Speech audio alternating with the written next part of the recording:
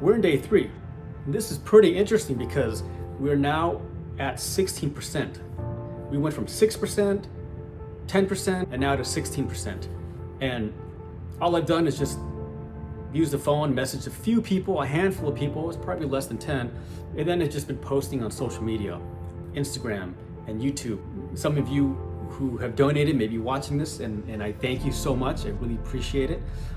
Our backers continue to grow, and I'm thankful that you have an interest in this project and you're able to support it, because what I mentioned before, that I'm a firm believer in entertainment and education, and I want to impart the knowledge that I've learned about the filmmaking process and what I'm learning about the marketing and the business side of things.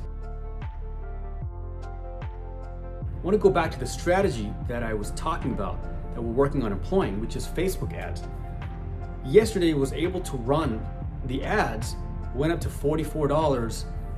However, the bank flagged us and shut it down. It was a fraud alert, and what happened was, because there were 4 ads running, there were 4 separate transactions going on. It was for $2, $3, $5.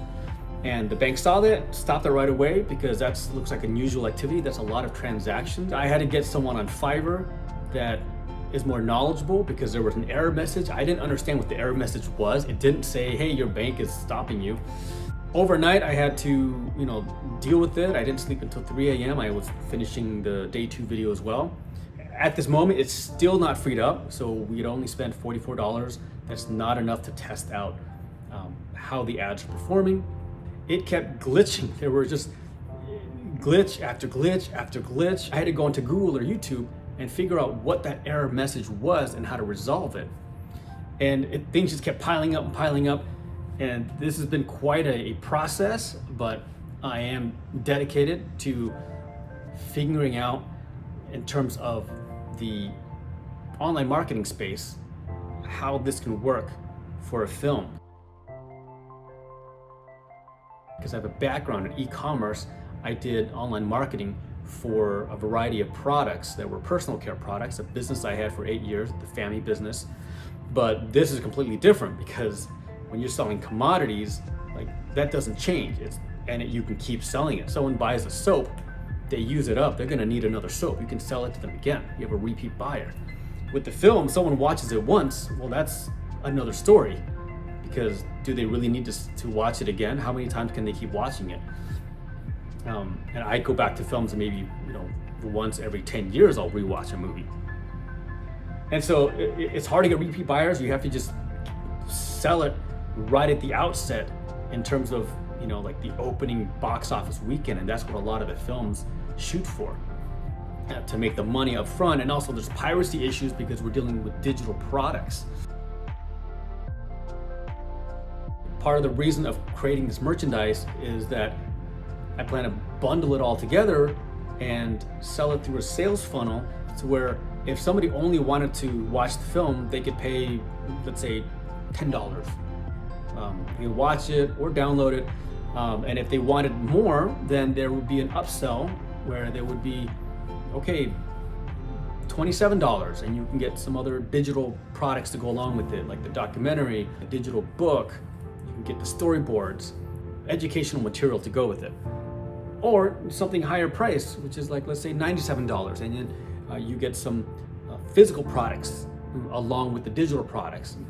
And so that's a way to have a more profitable film business, as opposed to just one digital product, which is the film that someone's going to watch once and they may never see again, or they'll see, like me, just once every 10 years. And so this is a business model that I'm designing, and hopefully this is gonna be something that can work, and that every film that I make going forward, I would do something like this to create this kind of system. Because I know a lot of filmmakers, they're interested in telling the story and then letting it go. I want to make sure that the business side works, because it is what they call show business. So you're showing the art, but at the same time, you have to turn it into a business in order to keep showing the next work of art and the next work of art, and so on and so forth. Otherwise, you show it once, if it doesn't perform, I don't know how you go back to the same investor or other investors and say, hey, please invest in my next project. And then they say, well, how was the performance of your last one? And you say, well, it didn't perform. Well, they would ask, if I'm an investor for someone else's film, I'll say, well, why not? What happened? Did you do any marketing? What kind of effort did you put into selling?